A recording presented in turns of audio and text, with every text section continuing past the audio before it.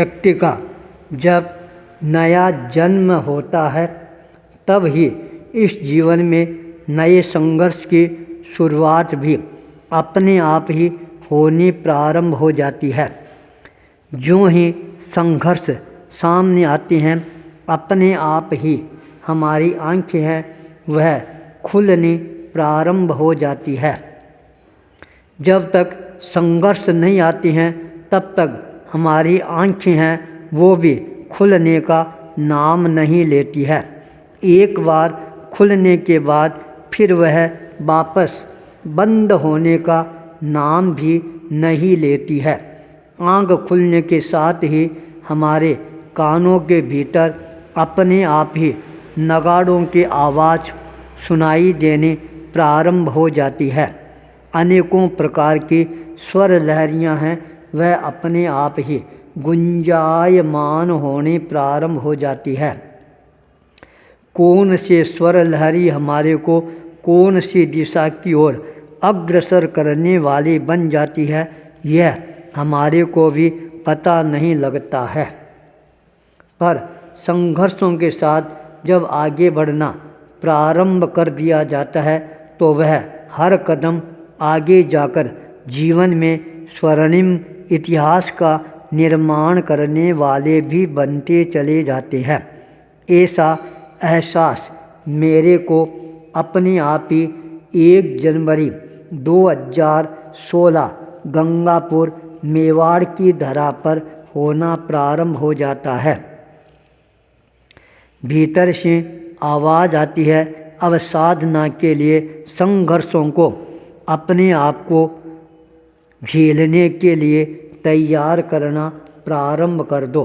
संघर्ष आएंगे पर संघर्ष वह नई सुनहरी राह भी दिखाने वाले बन जाएंगे। इसलिए साधना के संकल्प के साथ संघर्षों को भी अपने जीवन में आमंत्रण प्रदान करना प्रारंभ कर दो, स्वीकार करना प्रारंभ कर दो। आवाज़ के साथ ही मैं अपने आप को संघर्षों के पथ पर आगे बढ़ाने के लिए संकल्पबद्ध बनाना प्रारंभ कर देता हूँ। साधना के पथ पर अपने कदमों को आगे बढ़ाना प्रारंभ करने के साथ अपने आप को और ज़्यादा संकल्पवान शक्तिवान बनाने के साथ में संघर्ष चाहे कितने ही आ जाएं, शारीरिक, मानसिक, वैचारिक, भावनात्मक या कोई भी हो, मैं अपने आप को सुदृढ़ और मजबूत है बनाता ही चला जाऊंगा। चाहे कुछ भी हो जाए मैं कभी भी अपने चरणों को वापस पीछे मोड़ने का प्रयास नहीं करूंगा। गंगापुर में उठा हुआ यह कदम साधना के क्षेत्र की ओर गतिशील बनने प्रारंभ हो जाते हैं। शिरियारी में आकर स्थिर होते हैं। उस समय फाल्गुन का महीना चल रहा था पर कुछ खुरापाती लोगों के दिमाग में खुरापात चलने प्रारंभ हो जाती है। परिणाम यह सामने आता है, अचानक मेरे पास में संवाद पहुंचता है, मुनि भूपेंद्र कुमार जी थली प्रदेश की ओर विहार करने की तैयारी करना प्रारंभ कर दें।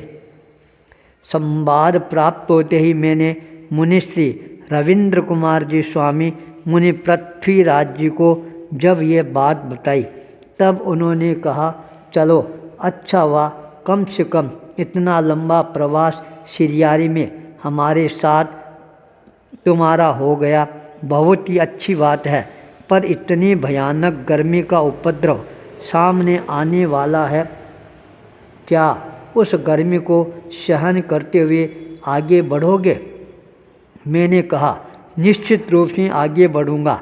मैंने दीक्षा ली थी, उस समय संकल्प कर लिया था, चाहे कैसा भी आदेश निर्देश मेरे को प्राप्त हो जाएगा, मैं हर आदेश और निर्देश का हर हालत में पालन करना प्रारंभ कर दूँगा। स्वीकार करके उस संकल्प को क्रियान्वित करने के लिए भी अपने आप को समर्पित कर दूँगा।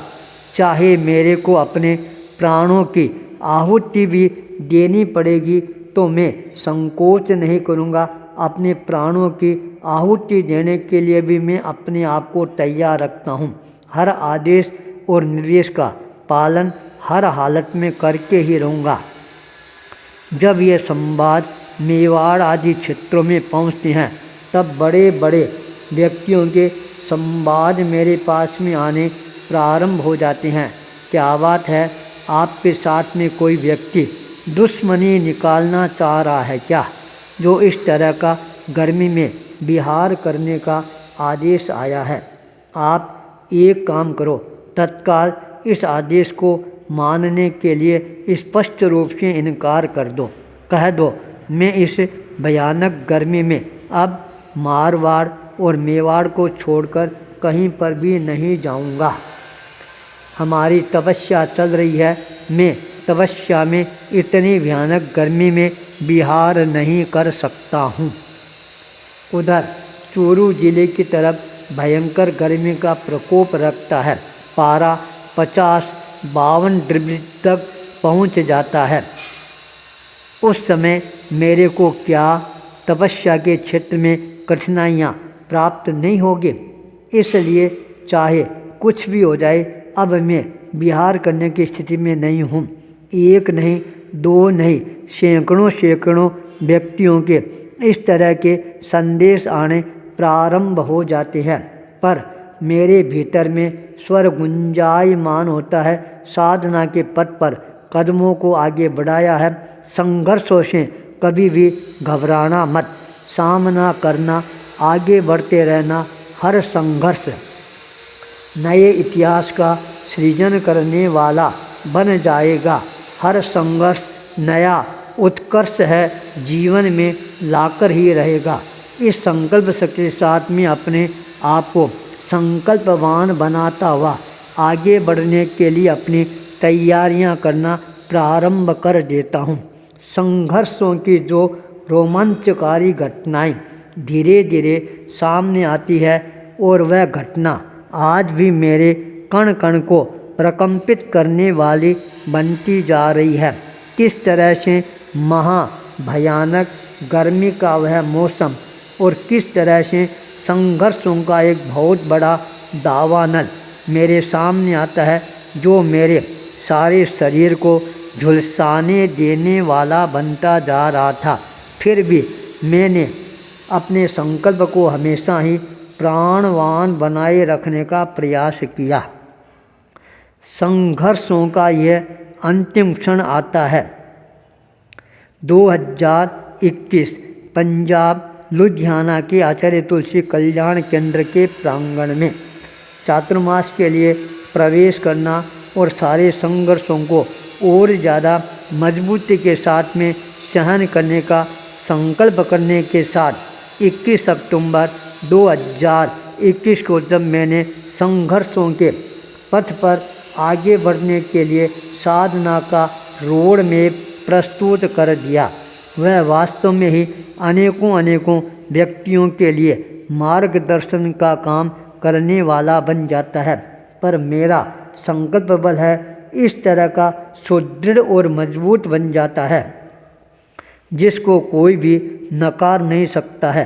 परिणाम ये आता है 2022 27 जनवरी को बीकानेर जिले के अंतिम तहसील अंतिम गांव श्री डूंगरगढ़ में मन संघर्षों के साथ साधना के पथ पर आगे बढ़ने के लिए संकल्पवान बन जाता है।